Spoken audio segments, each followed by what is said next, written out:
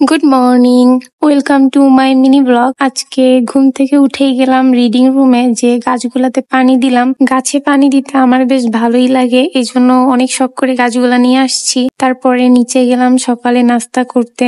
3জন মিলে একসাথে নাস্তা করলাম পরোটা আর ডাল দিয়ে। এখানে নাস্তা শেষ করে গেছিলাম আমার রিডিং রুমে। অনেক সময় থাকার পরে দুপুর হয়ে গেছে, কখন বুঝতে পারিনি।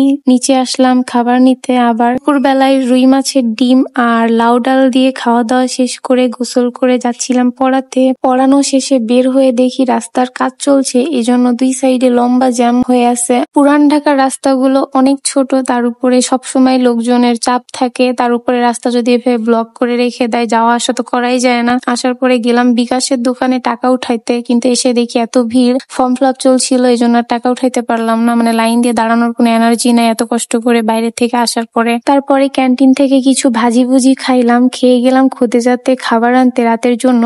যেহেতু আটকাই গেছি, অনেক জোরে বৃষ্টি হচ্ছিল, থামার নামই নেই। 2 ঘন্টা যাবত বসেছিলাম, কারণ বিদ্যুৎও চমকাচ্ছিল বাইরে। আর আমার এমন একটা ব্রাল ছিল আগে, কিন্তু হারাই ফেলছি। তো সবাই ভালো থাকবেন, আজকে এই পর্যন্ত। আল্লাহ হাফেজ।